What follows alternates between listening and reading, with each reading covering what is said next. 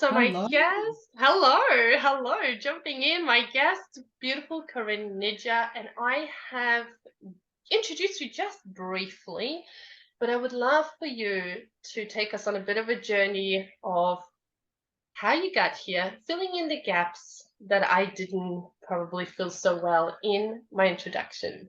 Miss Corinne Nijjer.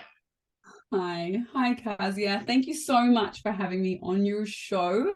And I have been a long time fan of your work since, I don't know when we met. Was it 2018, 17? I mean, I've been listening to your podcast well before that, your other yeah. podcast, but yes, you've had many What? lifetimes in this lifetime. It is true. So yeah, you went through my podcast, and then I went on your first podcast.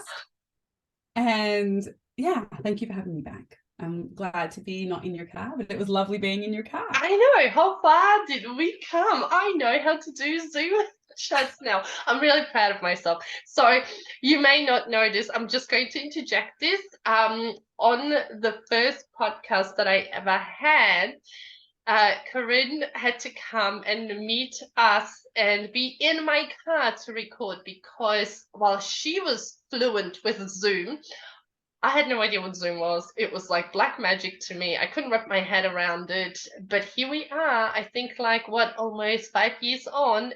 And I know Zoom. So this is so fabulous to chat to you from your home, my home.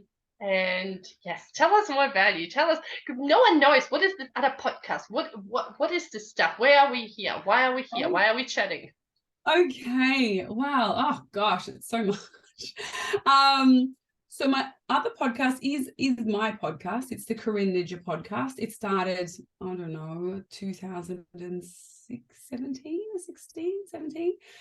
And that was a podcast I was very committed to, and I still am committed to the content in that podcast. So there's 176 episodes there. It's been on hiatus after my dad was sick last year. I put it on pause so I could focus on my family.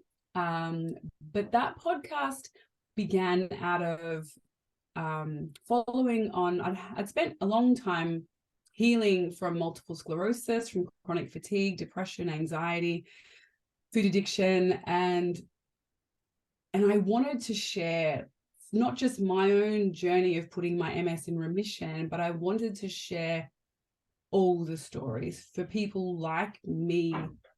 You know, when I was 24, I didn't have a computer. I didn't have any resources, books that shared stories of people who had healed from chronic illness. I didn't know them. So I just lay awake in my bed at night, terrified for myself, for my health, for my future.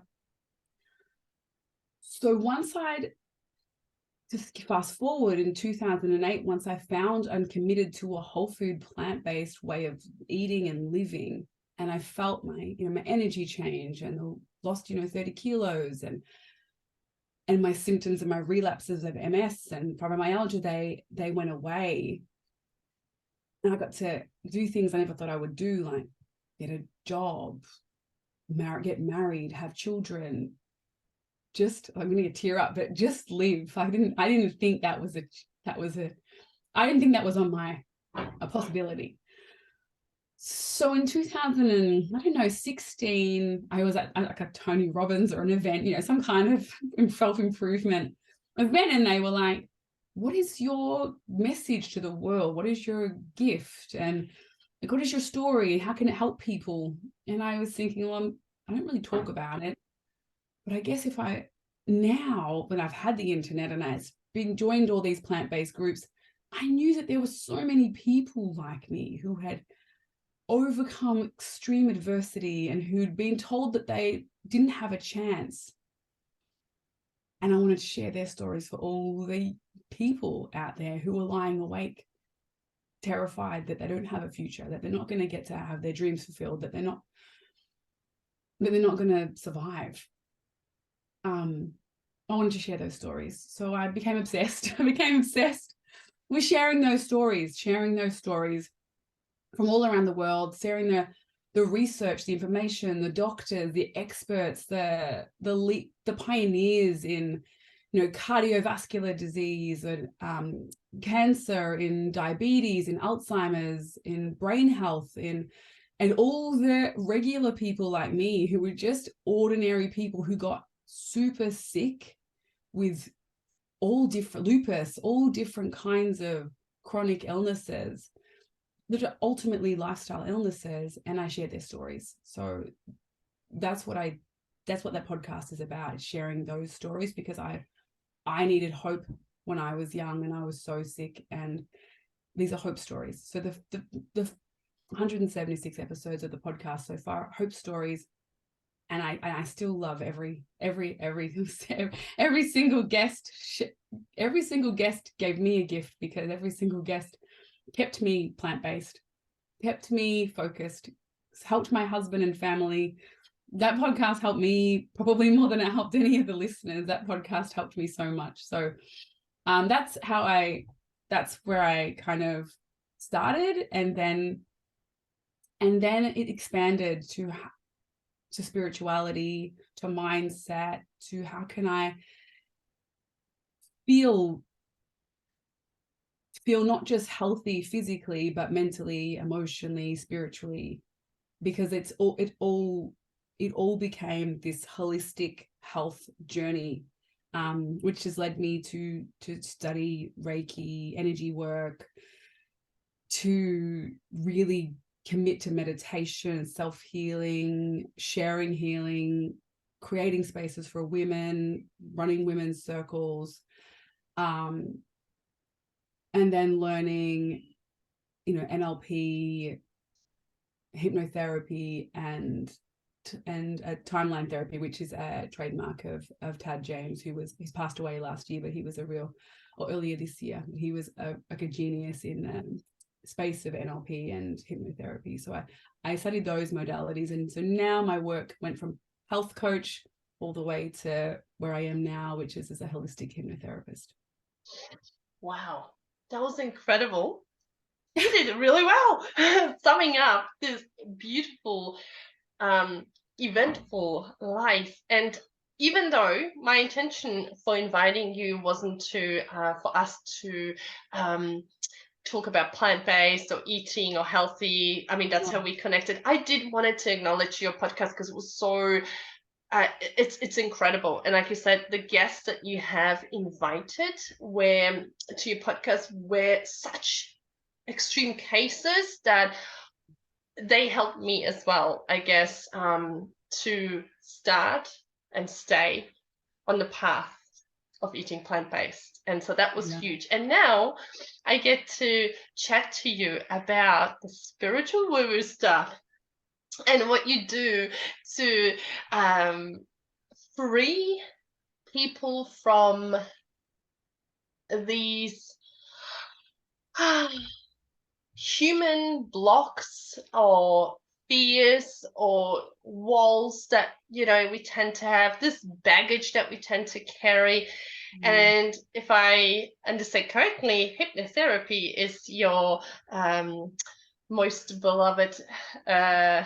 I know there's so many, because you're like me, so multi-passionate, right? We had a good chat before we hit record, and there's so many things, and we could take this conversation to so many places, but let's just focus maybe for just a moment on women's circles and how you hold space, are serious, have insight, but at the same time bring fun to it. Now, I have not yet attended your circle, because now I've moved and I'm like 4 hours away. But I'm thinking, oh gosh, I had a quick read through your posts and saw a few pictures, and they just seem like so much fun, like really just beautiful occasions to gather together and chat and share and just feel heard and feel loved. And how does the hypnotherapy or your other modalities fit into the circle? Yeah. So Women's Circle was a bit like, I don't know if you've read The Alchemist, but I started running women's circles, probably 2014, 14.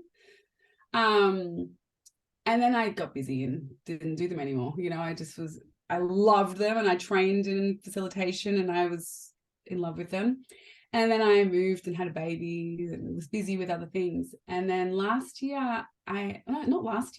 this year, I just was sitting there. I was thinking, I want religion. Like, I'd like something that was regular, that was with people, but I don't want to join a church.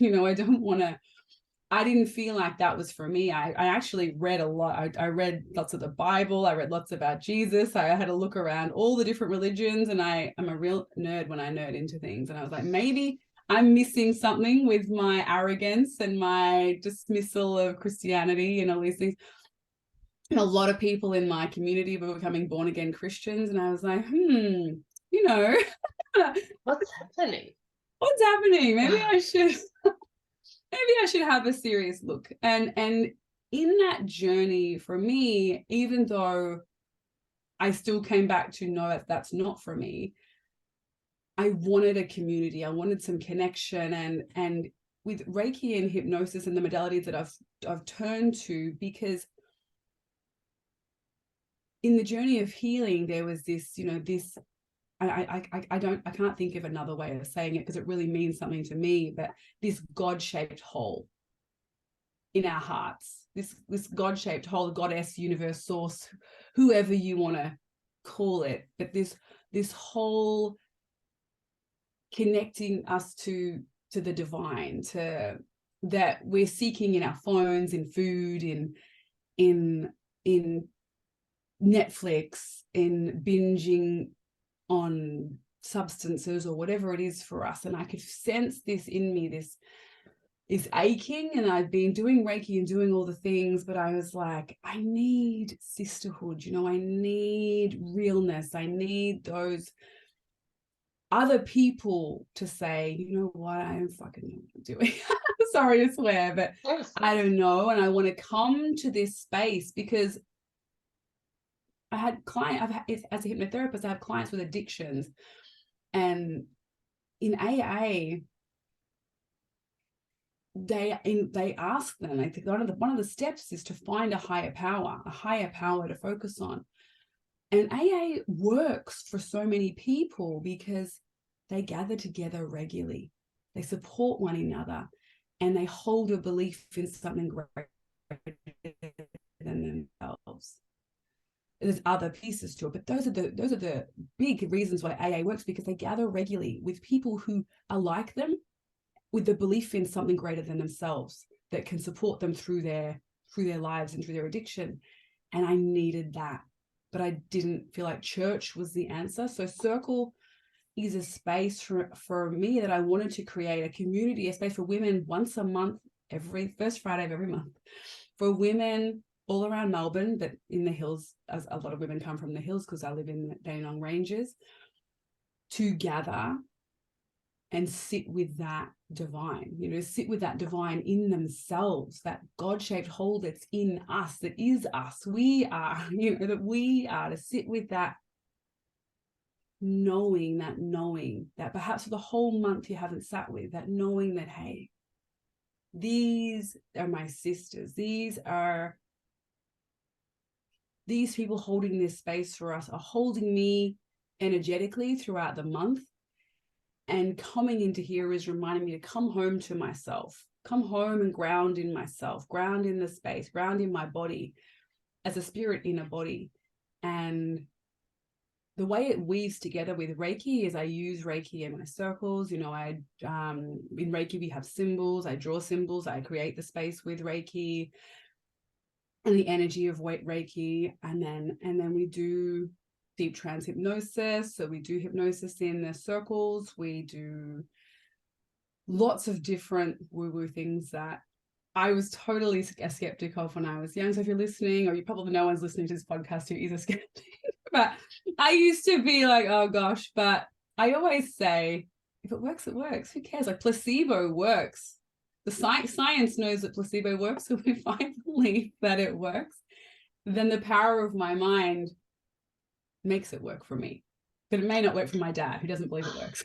I love it. Isn't it a wonderful combination, though, between the high vibrational food that you and I eat and the spirituality? Isn't it almost like it goes hand in hand? Like, I know so many people that transition to, plant-based eating, and then that awakening happens, even if they were spiritual or tarot teenagers, and then they kind of go through that phase of I'm shutting it down, and then so many of my friends who went plant-based, then they have this awakening, and they're like all of a sudden they have this need to meditate, and it's like this whole body, spirit, everything that it goes so hand in hand.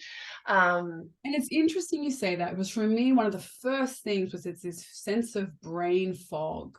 This heaviness lifted when I went plant-based, almost within the first 2 weeks, mental fog and lightness and vibrancy did come in, and then it was all over for me. Good, but I love it, and I love how you bring this. Let's just say I'm not surprised that you have chosen these modalities to be your weapons of choice to help humanity, right? Like, I'm not surprised, Corinne, but I love the way you speak about them, because I am a true believer in letting things be your medicine first, like whether it's like for me, for example, Reiki. I've experienced Reiki. I had this pull towards Reiki, and I've learned Reiki. I don't offer Reiki as such, but I use that because it has opened something within me, and I know in my sessions that Reiki energy comes through. So I wonder, for you, have you felt clearings, healings, shifts as a result of having experienced the modalities that now you offer? Yeah. So for me, all of them, as you say, exactly, they were all my medicines. So Reiki was probably one of the first modalities after I had my eldest son. So I was vegan, plant-based, and I was a mom with a 18-month-year-old. I think he was about 18 months, and I went to my first women's circle randomly, and I also went to a Reiki level 1 training, just like, I have to do something. I'm just pulled, and now I would say that's a divine. Like, I couldn't explain it then. I couldn't explain why I'm going to the mountains in the dark to my husband to hang out with women. Just felt, and I couldn't explain why I was doing this Reiki course. It was, you know what it is, Kazia. It was the calling, and it was amazing. So I went and did Reiki for myself, and I sat in that Reiki 1 training, and I was just like, oh, this is what I need, and I didn't want to really practice, but I just needed it, and I did it for myself. And then I had regular Reikis after that, and I didn't really practice until I practiced off and on a little bit. I didn't really practice properly until I did my master teacher level. But all the way through, Reiki has supported me through the pandemic. It supported me through my second pregnancy. It meant that I had birth trauma, which is probably one of the reasons I was drawn to it. And my second birth, I practiced Reiki all the way through. And that birth was this ecstatic, amazing home birth that my husband and I still are like, if we didn't have to have an extra kids, we'd have heaps more of those births, because it was just so beautiful, so loving, so healing after my first birth, where I felt so out of control and terrified, and it was so painful. Whereas this one, obviously wasn't like, I'm not gonna lie and say it was just pain-free. I sneezed and popped the baby up there. But I felt like this trust. Like, Reiki for me is about getting out of your own way, because I felt like I was trying to have a baby and live my life with my head, with this head. And academia teaches us to prioritize mathematics, the sciences, and not the arts. We don't value the arts. Doesn't get the good enough scores with the arts. We don't value the arts, those spiritual, divine connection modalities that where we're channeling source. We don't creativity. Yeah, creativity. We don't value those. And so with my first baby, I'd read everything to be a mum. I'd read everything to give birth. I'd read all these birth books, these amazing books. And with the trauma, I was like, I actually need my head to shush. And with hypnosis, all hypnosis really is creating a space. And Reiki, both of them have one thing in common. I want your conscious mind to go away. Yes. I want your conscious mind to go away so I can talk to the wise part of you. The truth-telling, wise, no bullshit, unfiltered part of you that knows what you need to do. The hypnotherapist and the healer, what I love about it is I don't have to say, eat some kale. I don't have to say, go for a run, do this. All I have to do is open the door for you to go home to you. Wow. Powerful. I love that. So that's why I'm here, because my mind, I have undiagnosed ADHD. I've diagnosed ADHD now, but I've had undiagnosed. My mind was so noisy that I couldn't meditate, that I couldn't drop in. And Reiki and hypnotherapy and timeline therapy, all of them helped me to get out of my own way, quiet my mind, my noisy monkey mind, and meet this beautiful, whole, unharmed version of myself. Does that make sense? Totally. Absolutely. I have a million questions, but I actually want to ask you first about meditation, because I, and my listeners know, I bang on about meditation, for lack of a better word. It has been so powerful and so life-changing, and I know I have a very busy mind, and meditation is the moment where, like I said, I come home. I see the wise parts of me, and it feels nice, and it feels like the reality is here, but I'm up there, and I get this higher perspective of everything. But I understand that for a lot of people, it feels like just another chore. For me, it's like I brush my teeth, I dust my house, I take a shower, I meditate. But for a lot of people, it's tricky. How do you feel about meditation? Yeah, now maybe that you're practicing it, or before, or how did you make it work? Yes.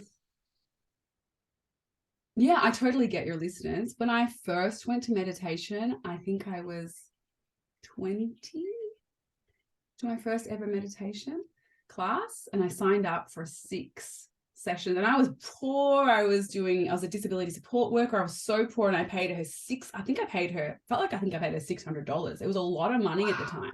Yeah, at the time, this was 2000, and I was so poor, and I thought, I need this because my mind is so noisy. And I went to the first meditation, and she was like, relax everything. And when she was saying that, she just repeated that pretty much. Relax your toes, relax your little toe. When she said that, and I wonder if any of your listeners can resonate, every word she spoke made me more tense. And by the time I left, I felt like a caged cat in a trap. And I just left, and I never went back. I felt like a rabid dog in that. I went from feeling fine to worse. Like I left way more heightened because, gosh, I feel like, was it the expectation of like, I have to relax, but I can't relax now? Do you know what I think now? And this is just my own opinion, but I think the ego is a bit like I'm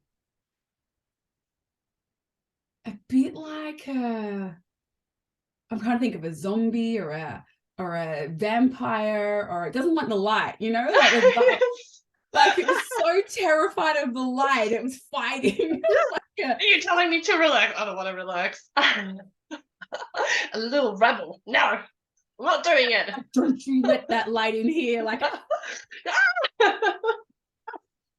I love that. don't you let that light in. You're going to know that you're good, and I don't want you to know you're good because I want to keep you feeling terrible. Keep you in the dark feeling terrible and full of self-loathing. Oh, God. So I really felt like that. And then in 2004, I had my first MS relapse, my first attack ever. And I, but in 2006, I went to this MS retreat, and they were like everyday meditation twice a day for an hour, or sometimes 2 hours a day. And the first session, I was the same exact. I just wanted to drop, just run. I managed to get sucked out of the floor. You know, I was just, everyone was relaxing, and I was just getting worse and worse. Oh. But by the third day, I fell asleep, and I was like, I know sleep's not quite what I'm after, but it's definitely better than sitting there being anxious and being anxious and really tense. Yeah. And then from there, I really got, like, that week was when I really got the understanding of why it's important for my mind to have space, to calm down, why it's important for me to sit with myself and listen to what that wise part of me needs or wants or is feeling, for me to get quiet, to get still. And so I'm not saying I've been an everyday like you practice, and now I am, but I practice it from there daily for a bit, and then I had time off, and then I've come back. And so it took me a long time to kind of indoctrinate myself, or really, in NLP we talk about reprogramming. You know, my avoidance of meditation was like the M1, like this big 6-lane freeway of avoiding meditation. It was really easy to skip it and just be tense and anxious. And the path of meditation was like, you know, carving out a whole new track in a forest. So if you leave it for too long, all the weeds grow back up, and it's hard to go on that road again. So I see it now as like, if I want that meditation to feel like the M1, where I've got 6 lanes to meditation all the time, I have to keep walking that path and keeping those weeds down. Otherwise it grows back up and it becomes hard to do it. I love that. And I love your description, your process, and how you felt, Corinne, because I bet a lot of my listeners can relate. I was actually very hesitant. Like, my husband started meditating probably a year or 2 years before I did, and he does Kriya Yoga and Paramahansa and everything, but like, you know, there's a whole process to it. Whereas I was always like, I don't have time, and I still can't relate to guided meditations. Like, they really frustrate me. I just want to be alone with my thoughts. I don't want someone telling me what I'm supposed to be seeing, right? And it wasn't until we were in Vietnam, and a beautiful Vietnamese lady that owns a vegan restaurant says, I get up every morning at 4 and I meditate for an hour. And I remember thinking, holy moly, I could never do that. And she just said, just start with 5 minutes. And I did. And it was amazing, because like now I love meditating. I can easily, like, if I was in a cave somewhere, if I was on my own, I could easily sit there and meditate for hours. Because it gets better and better, right? And I was actually describing it to someone. It's almost like, you know, in Avatar, when they go into those link tanks and they go into the other world, except not as a form of escapism, but more just that everything is you feel so incredible. It's almost like you've used some sort of plant medicine, right? But but it's so easy for me to forget, actually, you know, how it was in the beginning. And I can so relate now that you're describing it. I'm like, yeah, that monkey brain, especially if you have a busy mind, right? Like, because it's really, really hard to silence it enough so that you can sit and enjoy the process of meditating, not feel like you have to do it, but actually you should be doing something else. And I love that how you described it with the little forest path that you have to walk, you know, continuously, I guess, or consistently to keep the weeds off. Because the benefits are so amazing, right? And it just Absolutely. makes you feel so centered. It's almost like there could be a storm raging outside, circumstances, events, people, and you just feel like, ah. Absolutely. And for me, like, even when I think about, not to bring a heaviness, but the pandemic for me was much different to people that I know who don't meditate, who don't practice, you know, healing modalities or don't have these tools, because I was able to. And I was so grateful because my mastership was pretty much across the year and a half that was the main parts of lockdown. But I had a commitment, because mastership with Reiki is, well, it depends who runs it. My lineage and my teacher, it's 15 months. So you're working intensely on training and working with symbols and the energy for 15 months. So all of that lockdown, I was able to feel that grounding, feel that, and be working with my, you know, the energy within myself and with that stillness. So it was so calming, and I don't know how I would have gotten through lockdown without that carved out space for stillness. Perfect. Sounds perfect. So what are your favorite moments when you work with a client? When a client comes to you, what are perhaps the most common reasons why people come? And then what are like your favorite fist pump moments? Well, common reasons, a lot of women come who are just disenfranchised with life themselves. They have low confidence, low self-worth, low self-esteem. They're depressed, anxious, and we work together on a whole heap of things with a whole heap of different tools. But and sometimes with alcohol, you know, people with alcoholism or people with insomnia, there's a whole different reasons you can use hypnosis in these modalities. So people come to me for all different kinds of birth trauma, all different kinds of anxiety, of reasons. The thing the fist bump moments for me, because most people come without the awareness that they're their own teacher, that they're their own guide. They think that they're hiring me and I'm going to solve their problems. You're the magical pill. I'm the magical pill. And what I love about whole food plant-based, what I love about Reiki, or, you know, your tools as well, you know, these types of spiritual tools is, and I was reading a book by Alan Watts, and he was talking about formalized religion, and he was saying, you know, people who, you know, are in religion, they see a person pointing the way.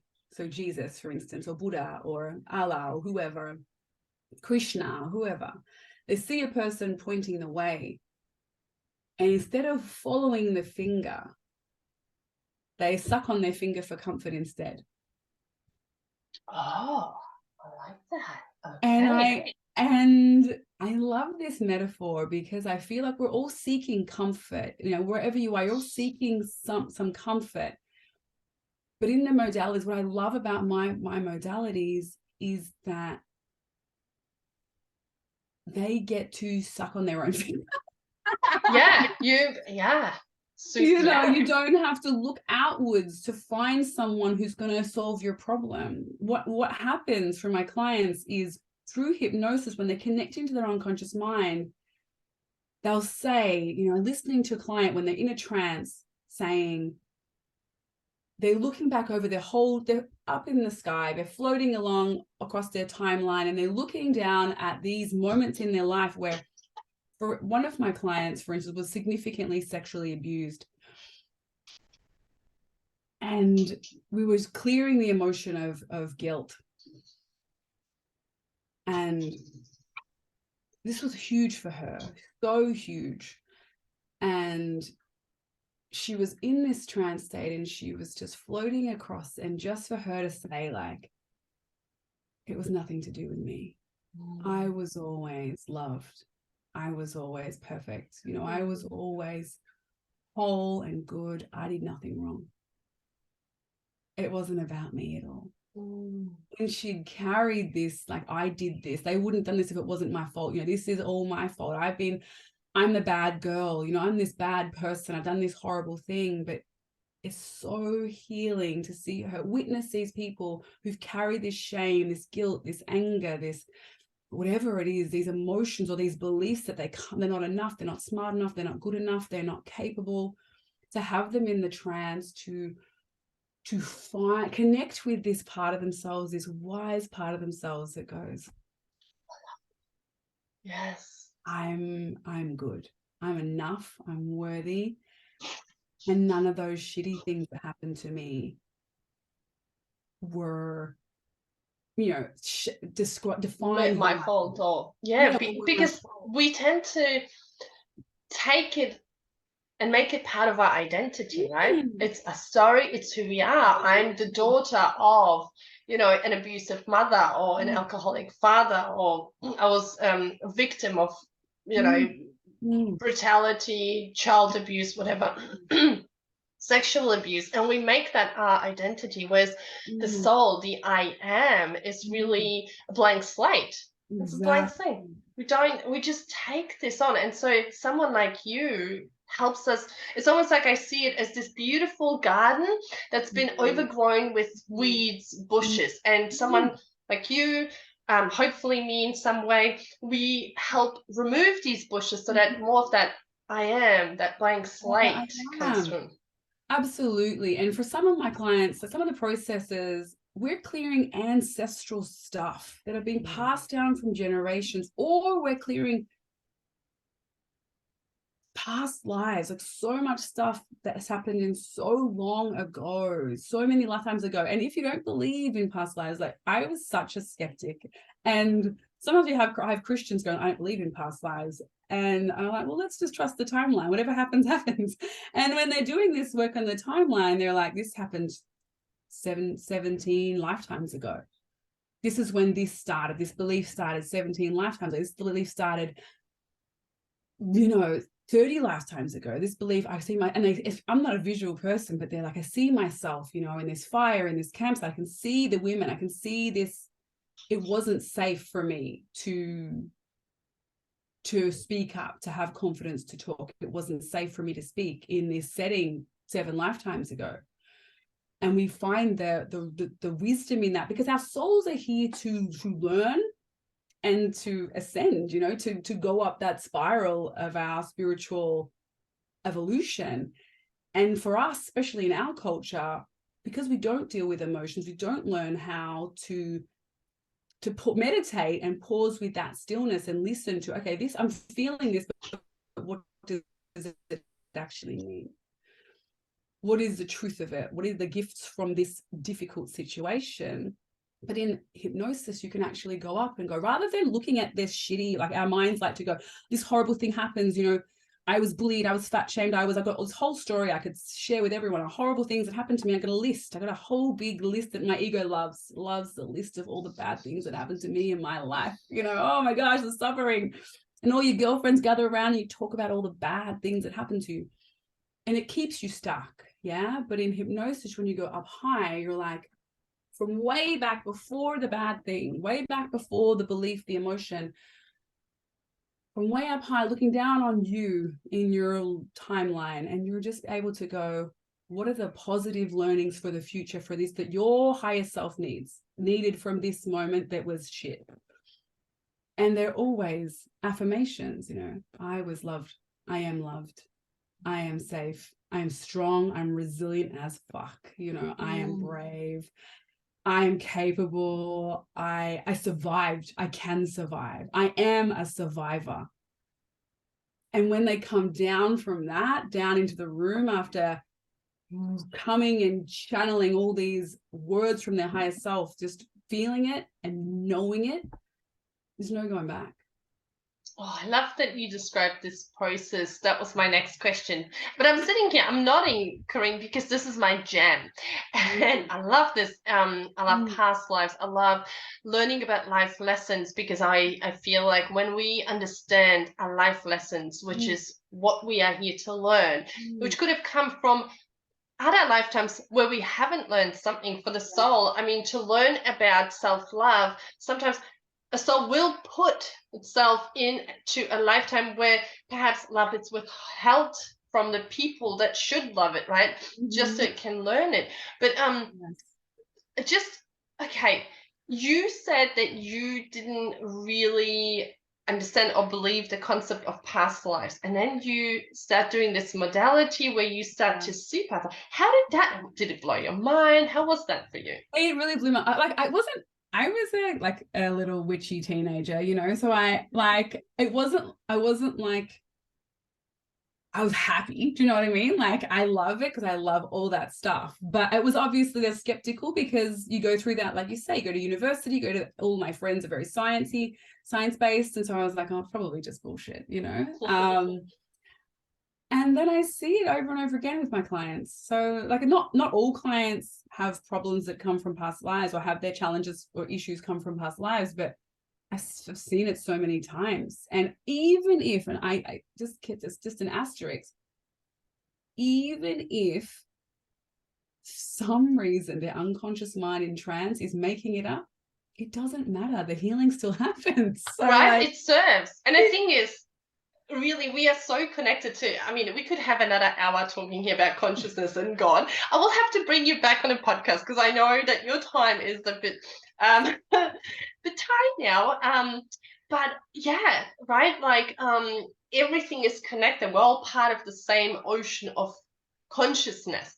So I know there's people who like to really identify with my thoughts and what comes from here, right? Oh, this is ego, this is there. But really, in a spectrum of it all serves, because you've got the, let's say, ego that creates certain things for you. Now, how are you going to get out of this pickle? And then you have the guidance, right?